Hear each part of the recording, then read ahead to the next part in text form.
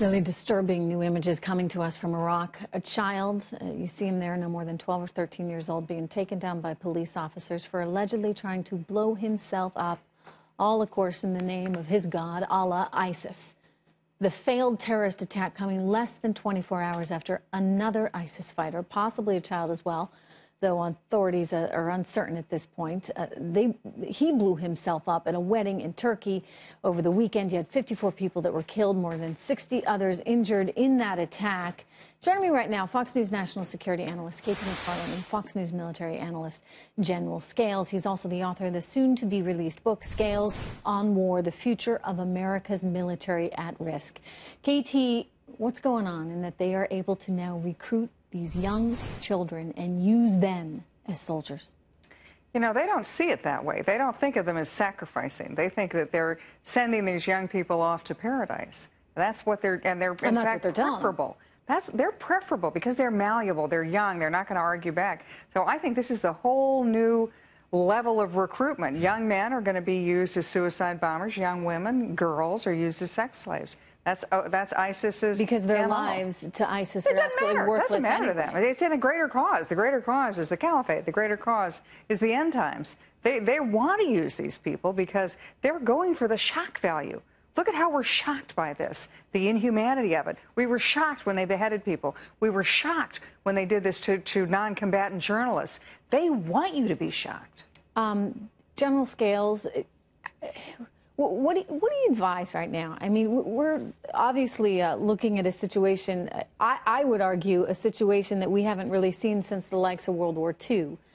As we try and combat this threat, many different proposals have been advanced. But what do you, if you were going to just sum it up and say these are the three things that we need to do right now if we're actually serious about taking out ISIS, what would they be? Well, the first thing we have to do, Trish, is highlight the horror of what ISIS is trying to do.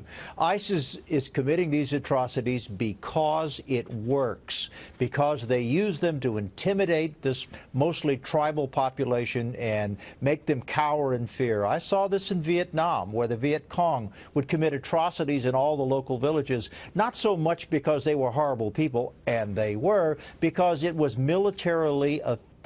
So what we have to do is counter the narrative.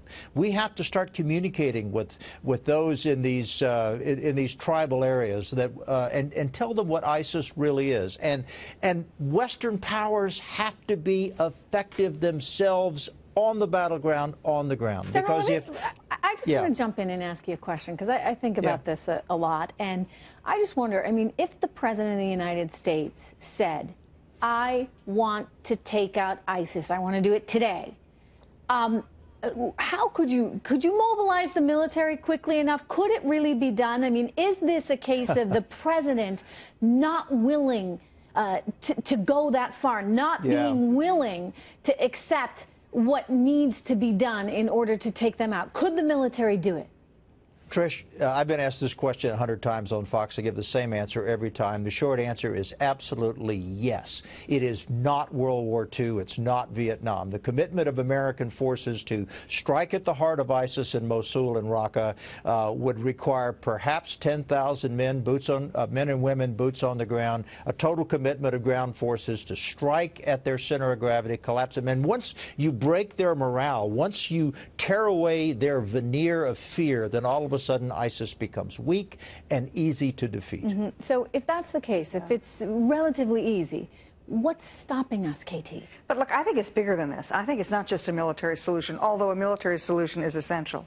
Because you get rid of ISIS, it'll be like getting rid of Al-Qaeda. It came back as ISIS. ISIS comes back as some other group. I think it's got to be a comprehensive approach. I mean, I thought, for example, Trump's foreign policy speech about a week ago was very good because he talked about this is an ideological fight. This is to encourage the religious reformers within some. This is to go after their economy, go after the source of their wealth. It also has a military component, but it's so much bigger than just how many troops are we going to send, how many bombing raids are we going to do, because you snuff out ISIS and it comes back. But it's the ideology. Form. Okay, I get it. No, I mean, and you think about some of our friends around the world, the Saudis, for example, many of whom believe in this very sort of true Islamic part of the religion. How do you, and by the way, have funded much of this along the sides. I mean, so do we have to also be really thinking critically, KT, about who we are friends with right now and holding them accountable and saying, all right, yeah, enough?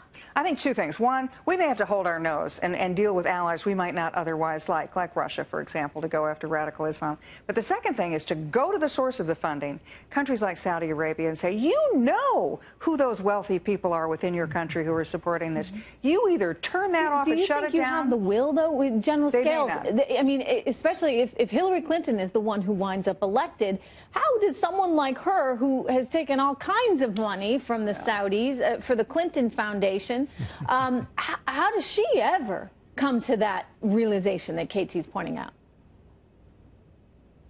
Oh, you're asking me that? Yeah, General Scales. Well, yeah, I mean, look, but let's be very, I agree with KT as I always do, but here's the thing.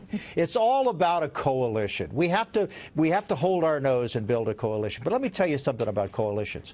Somebody's got to lead it. Yeah. And the only way you lead a coalition is to put skin in the game. I mean quite literally skin in the game. If the United States doesn't lead, if the American president doesn't stand up in front and say he's the Churchill or the Roosevelt in building this coalition, no nation, whether it's Saudi Arabia, Egypt, Turkey, you name it, will ever join if the United States doesn't lead it. It's been that way since the end of World War II, and nothing will change it now. It sounds like what you're telling me then is we could do this right now if we wanted to. We just do not have a leader who's actually committed to taking out ISIS. And I do not, I know we got to go, but why not? KT, I mean, this has happened under his watch. He's kicking it down the road. He's going down in history as being effectively the guy who allowed ISIS to happen. Why doesn't he want to do He just wants to have it be somebody else's problem. But here's the thing, what General Scales said, only the President of the United States can lead this, and we better lead it now because we get to deal with this before they get nukes. Once they get nukes, game over. KT, absolutely right. General Scales, thank you so much.